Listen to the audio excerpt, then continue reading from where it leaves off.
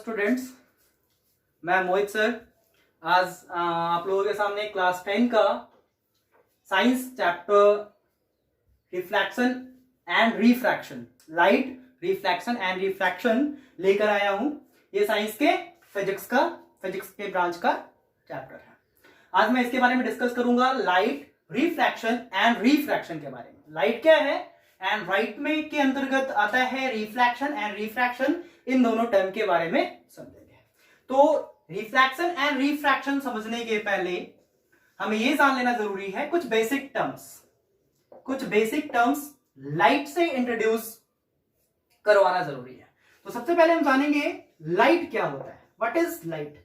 Light को हिंदी में प्रकाश कहा जाता है।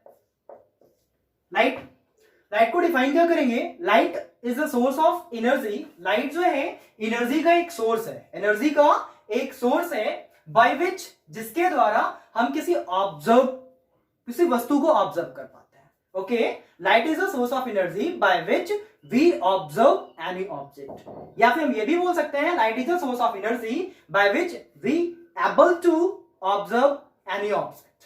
ओके, लाइट क्या है? एक सोर्स है एनर्जी का। ये एक सोर्स है एनर्जी का जिसकी मदद से हम किसी ऑब्जेक्ट को देख पाते हैं। किसी भी ऑब्जेक्ट को देखने के लिए लाइट की आवश्यकता होती है। ऐसा नहीं है, आई की भी आवश्यकता होती है। लाइट के साथ साथ आई की भी होती है आवश्यकता। प्रकाश क्या है? प्रकाश एक स्रोत है जिसके द्वारा हम किसी ऑब्जेक्ट्स को, किसी वस्तु को देख पाते हैं। ये एक मीडियम है जिसके द्वारा हम किसी वस्तु को देख पाते हैं। लाइट के बाद मुझे ये बिल्कुल जानना जरूरी है कि लाइट ट्रैवल कैसे करता है। How do light travel? तो light travel in straight path. Light always travel in straight path. Light जब भी ट्रैवल करेगा ये स्ट्रेट पाथ में ट्रैवल करता है, बिल्कुल सीधी रेखा में ये चलती है। और ये हर एक साइट को रेज कहा जाता है। रेज, ओके, किरण, इसको किरण कहते हैं। मैं ये भी कह सकता हूं light always travel in a straight path and each straight path is called ray. Observe, ये रे लाइट जो है हमेशा समूह में चलती है, एक समूह में चलती है, मतलब ग्रुप में चलती है। That is called beam of light.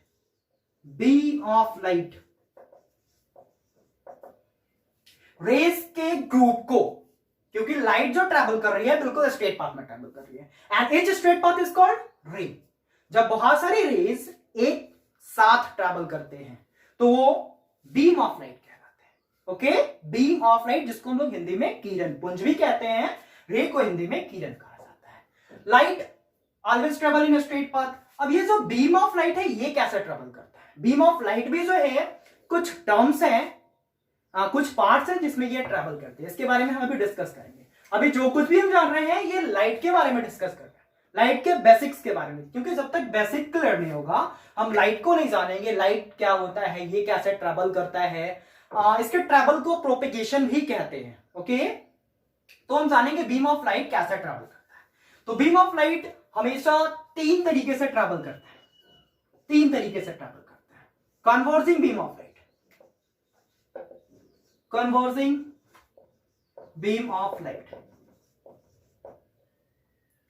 Second one है diverging beam of light and third one parallel beam of light. Beam of light की मैं बात करूं तो ये तीन टाइप्स के होते हैं, कन्वर्जिंग, डाइवर्जिंग एंड पैरेलल।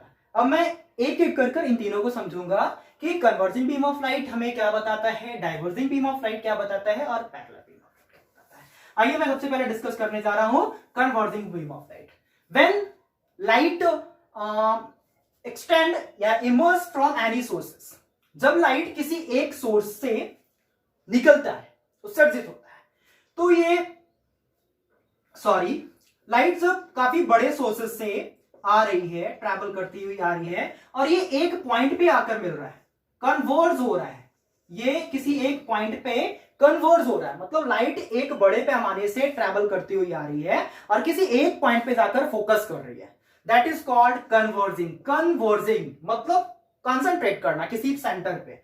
तो एक सेंटर पे आके लाइट बड़े पैमाने से आ रही है, एक बड़े एरिया से ट्रेवल करती हुई आ रही है और किसी पॉइंट ऑफ स्टेशन पे आकर मिल रही है। ऐसे बीम ऑफ लाइट को हम कन्वर्जिंग बीम ऑफ लाइट बोलेंगे। ओके बच्चों, कन्वर्जिंग बीम ऑफ लाइट, जहां पे लाइट रेज जो है किसी सेंटर पे आके किसी पॉइंट पे आके मिलती है। Second one, diverging beam of light. Diverging beam of light क्या होती है, इसके बारे में डिस्कस करने वाला है। डाइवर्जिंग जैसा कि बोलने से पता चल रहा है, डाइवर्ट करना, मतलब यहां पे बीम ऑफ लाइट जो है किसी सेंटर पोजीशन से निकलने के बाद, किसी सेंटर पोजीशन से निकलने के बाद डाइवर्ट होता चला जाता है, डाइवर्स होता चला जाता है। सपोज ये टॉर्च है, यहां से लाइट जो है वो निकल रही है, ये इस तरीके से डाइवर्स होता चला जाएगा, इट मींस फैलता चला जाएगा। इसको हम लोग बोलेंगे diverging beam of light. Diverging beam of light किसे बोलेंगे, वैसा बीम ऑफ लाइट जो किसी सेंटर किसी पॉइंट से निकलने के बाद बिल्कुल फैलता चला जा रहा है। ये डाइवर्जिंग बीम ऑफ लाइट का हमारे लाइफ में बहुत ही बड़ा एप्लीकेशन है।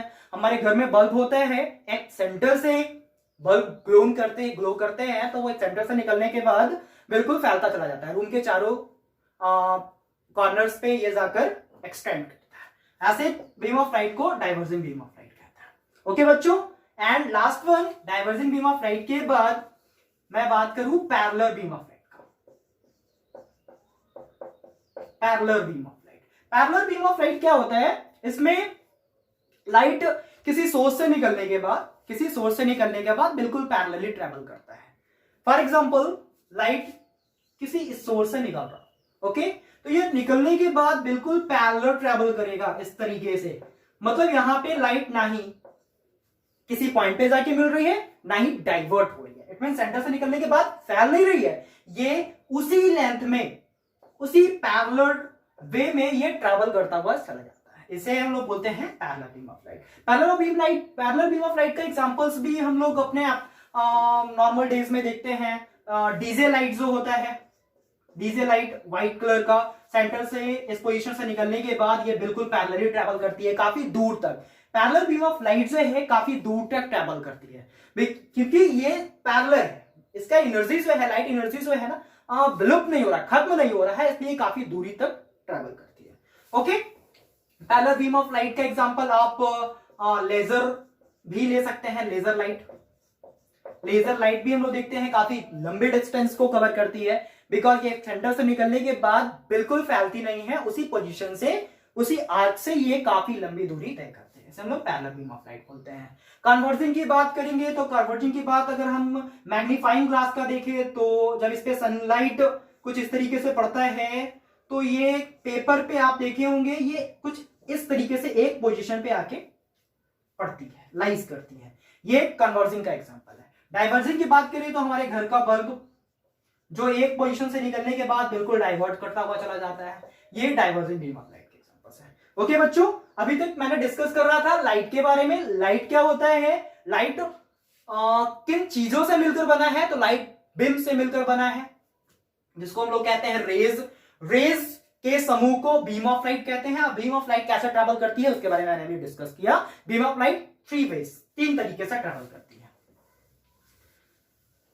आगे मैं अब टॉपिक पे आ रहा हूं, हमारे क्लास 10 का चैप्टर रिफ्रैक्शन एंड रिफ्रैक्शन के बारे में डिस्कस करने जा रहा हूं।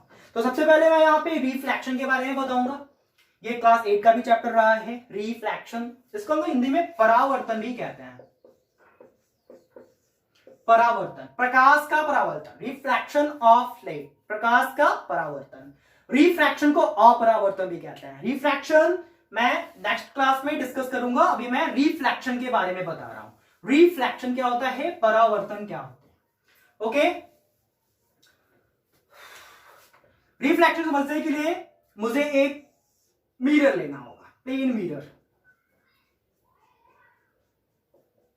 This is plane mirror, Hindi में इसे हम लोग समतल दर्पण भी कहते हैं, समतल दर्पण। Okay, when light rays lies on the surface, then it bounce back to the other side, opposite direction में ये बाउंस बैक करता है लाइट को। ओके, इसके बीच में ये नॉर्मल ड्रॉन किया जाता है। मैं रिफ्रैक्शन को समझ रहा हूं, पहले समझ लेता हूं रिफ्रैक्शन क्या होता है, परावर्तन क्या होता है। जब लाइट रेज किसी सरफेस पे पड़ती है तो सरफेस लिटिल अमाउंट एनर्जी को ऑब्जर्व करके बाकी सारे लाइट रेज को वापस भेज देती है। यहां देखिए, लाइट रेज लाइज कर रहा है सरफेस पे, बट ये सरफेस इसे रख नहीं रहा है अपने पास, ये क्या कर रहा है, इसे अपोजिट डायरेक्शन में वापस बाउंस बैक कर रहा है, यहां से बाउंस बैक कर रहा है। इट मींस लाइट रेज यहां से आ रही थी और यहां से निकल गई। इस प्रोसेस को, दिस फेनोमेनन को रिफ्लेक्शन कहा जाता है। इट मींस मैं रिफ्लेक्शन को डिफाइन कर सकता हूं, the bouncing back of light is called reflection. Bouncing back of light is called reflection when light raise falls on any surface, when light rays falls on any surface, then it bounce back to the other side, and this phenomenon is called reflection of light. प्रकाश का परावर्तन। जब प्रकाश का बिंब किसी समतल दर्पण से या किसी सतह से टकराती है तो वो विपरीत दिशा में वापस लौट जाती है। इस प्रक्रिया को, इस फेनोमेनन को हम रिफ्लेक्शन ऑफ लाइट बोलते हैं, प्रकाश का परिवर्तन बोलते हैं। इसका डेफिनेशन हम याद करेंगे, बाउंसिंग बैक ऑफ लाइट।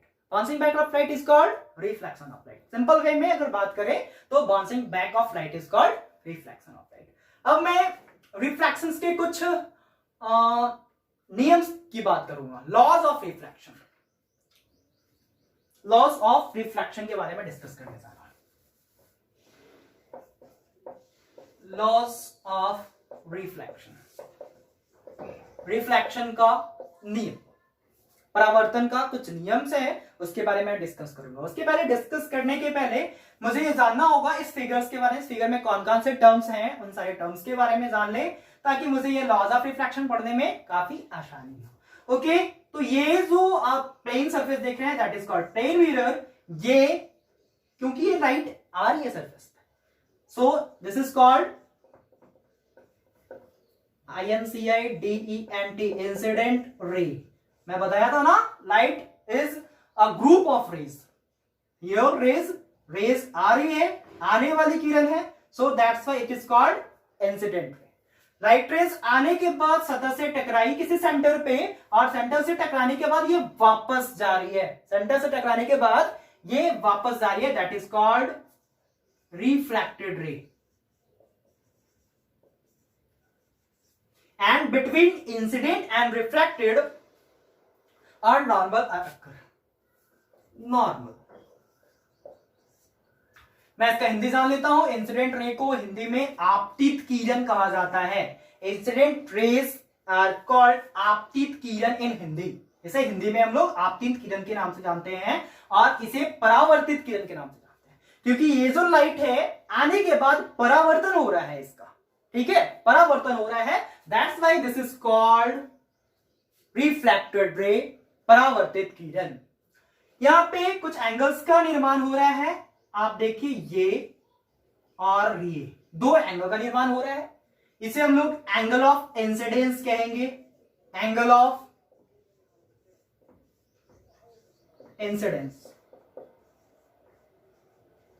और यहां जो एंगल बन रहा है इसे हम लोग एंगल ऑफ रिफ्लेक्शन के नाम से जानेंगे।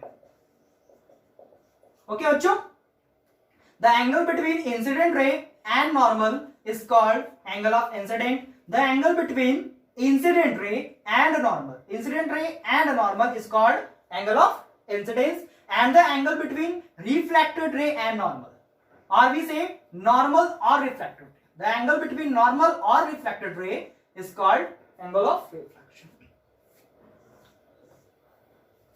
परावर्तन कोण, आपतन कोण इसे कहते हैं, इसे परावर्तन कोण कहते हैं।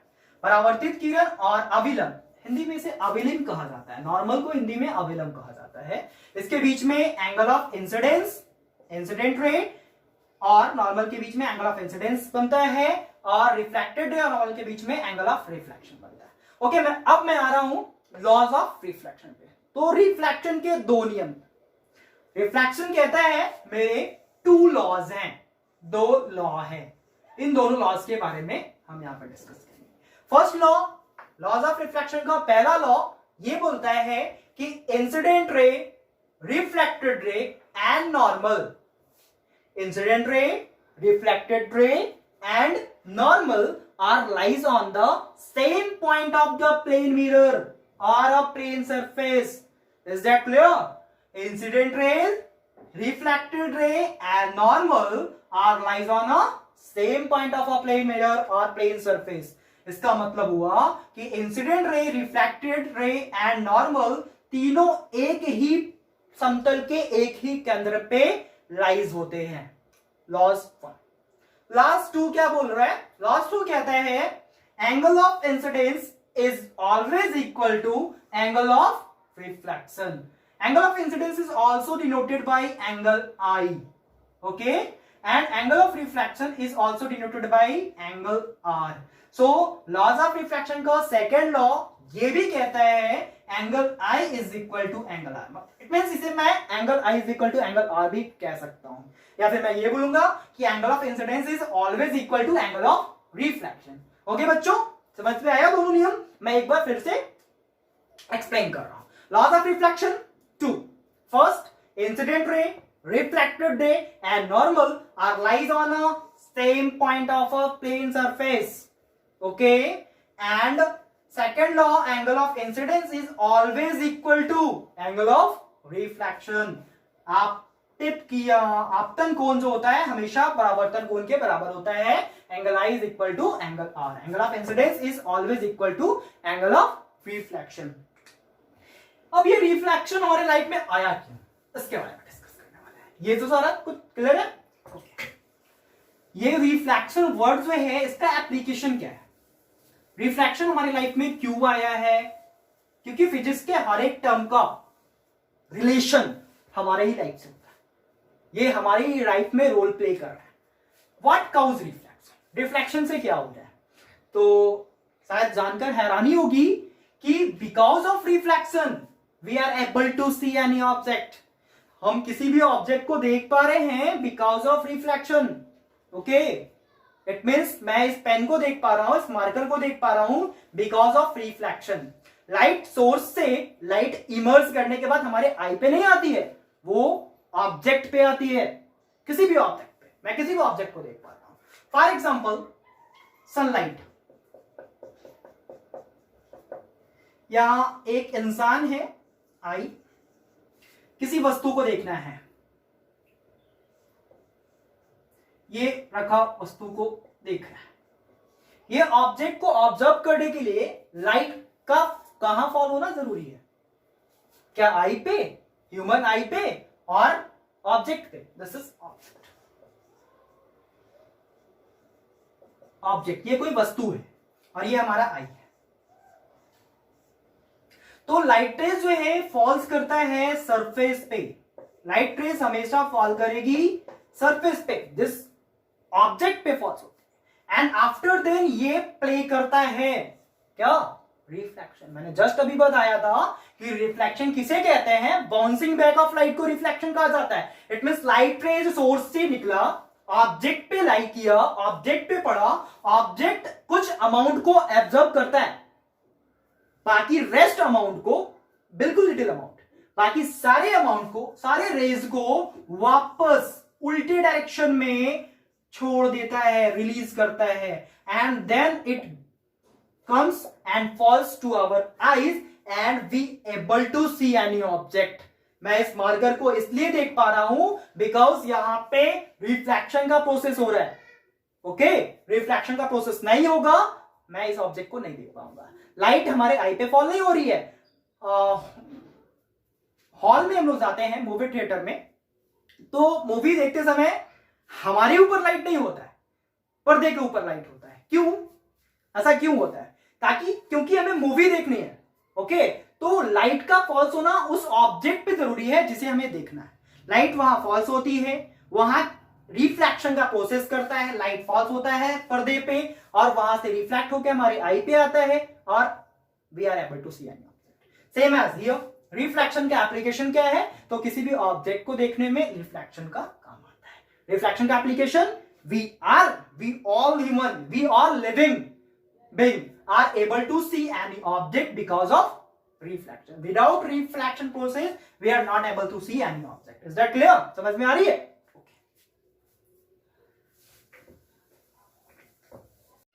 ओके बच्चों, तो अब हम रिफ्लेक्शन के टाइप के बारे में जानेंगे, कितने तरीके से रिफ्लेक्शन होता है, रिफ्लेक्शन कितने तरीके के होता है। तो रिफ्लेक्शन मैं यहाँ पे डिस्कस कर रहा हूं, डायग्राम से बताऊं तो एक रिफ्लेक्शन रेगुलर रिफ्लेक्शन कहलाता है। रेगुलर रिफ्लेक्शन यहां पे angle of incident ray and reflected ray, incident ray and reflected ray laws of reflection को फॉलो करता हुआ निकलता है। यानी इट मींस आप यहां पे देख रहे हैं कि किसी प्लेन सरफेस पे जब लाइट रेज फॉल्स हो रहा है तो ये laws of reflection okay. So plane surface पे जब लाइट इंसिडेंट फॉल्स होती है तो ये अपोजिट डायरेक्शन में वापस बाउंस बैक करती है किसी एंगल के साथ। इट मींस आप कह सकते हैं कि रिफ्लेक्शन को फॉलो करती हुई वापस निकल जाती है, रिफ्लेक्शन को फॉलो करती हुई वापस निकल जाती है। It means regular reflection, REGULAR, regular reflection उस रिफ्लेक्शन को कहा जाता है जहां पे इंसिडेंट रे और रिफ्लेक्टेड रे रिफ्लेक्शन के लॉ को फॉलो करती है, रिफ्लेक्शन के लॉ को फॉलो करती है। तो रिफ्लेक्शन का लॉ क्या था कि angle I is equal to हमेशा एंगल आर होना चाहिए। It means angle I is equal to angle are.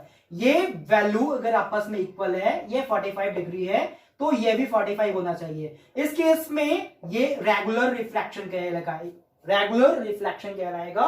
प्रकाश का पड़ना किसी सतह पे और वापस अपोजिट डायरेक्शन में एंगल को फॉलो करता हुआ वापस चला जाना रेगुलर रिफ्लेक्शन कहलाता है। इसी का सेकंड टर्म इरेगुलर रिफ्लेक्शन होता है। जनरली रेगुलर रिफ्लेक्शन जो होता है वो प्लेन सरफेस, स्मूथ सरफेस में होता है, स्मूथ सरफेस में होते हैं, स्मूथ सरफेस, समतल कोई भी चीज जो होती है वो लाइट का रिफ्लेक्शन काफी बेटर तरीके से करती है। और यही रीजन है कि टाइल्स वाला रूम हो या फिर बिल्कुल व्हाइट कलर का सरफेस वाला रूम हो तो वहां पे लाइट जो है छोटे से बल्ब से भी काफी ज्यादा एक्सपेंड करती है। इट मींस डाइवर्स करती है, फैलती है। ओके, बिकॉज वहां पे रिफ्लेक्शन का प्रोसेस जो है वो काफी अच्छे से होता है। Second one, irregular reflection. Irregular, ये जनरली स्मूथ नहीं, ये रफ सरफेस पे होता है। ROUGH, rough surface. Rough surface it means रूखा सरफेस जो है, खुरदुरा सरफेस जो है, वहां पे यहां पे क्या होता है, लाइट फॉल तो बहुत अच्छे तरीके से होती है लेकिन ये रिफ्लेक्ट बिना किसी एंगल का हो जाता है। इट मींस किसी भी डायरेक्शन में। इट मींस ये पढ़ने के बाद डाइवर्स हो जा रही है, फैलती चली जा रही है, इधर उधर फैल जा रही है, छितर बितिर हो जा रही है। तो ऐसे रिफ्लेक्शन को इरेगुलर रिफ्लेक्शन कहा जाता है। ऐसे रिफ्लेक्शन को इरेगुलर रिफ्लेक्शन कहा जाता है। तो दोनों के बीच में हमने डिफरेंस क्या समझा, रेगुलर रिफ्लेक्शन हमेशा प्लेन सरफेस पे होगी, हमेशा प्लेन सरफेस पे होगी जो कि रिफ्लेक्शन के लॉज को फॉलो करेगी। Angle of incidence normal, reflected ray centre पे भी होना चाहिए और angle of incidence is equal to angle of reflection भी होना चाहिए। लेकिन रफ सरफेस पे जब लाइट रेज फॉलो होती है तो ये बिना रिफ्लेक्शन के लॉ को फॉलो किए हुए वापस जाती है। इट मींस ये किसी भी डायरेक्शन में पढ़ रही है, कहीं भी चली जा रही है, पढ़ रही है, कहीं भी चली जा रही है। देन ये जो है कहलाता है इरेगुलर रिफ्लेक्शन। ये लाइट को क्या कर रहा है, डिफ्यूज कर दे रहा है, पार्ट दे रहा है, इधर उधर फैला दे रहा है। ओके बच्चों, तो यहां पे रिफ्लेक्शन जो पार्ट है, रिफ्लेक्शन परावर्तन जो पार्ट है, ये क्लियर हुआ। नेक्स्ट क्लास में हम लोग डिस्कस करेंगे रिफ्रैक्शन के बारे में, अपरावर्तन के बारे में। ओके बच्चों, सब कुछ क्लियर है? अगर कहीं पे क्वेरीज है तो आप कमेंट बॉक्स में कमेंट कर सकते हैं। ओके।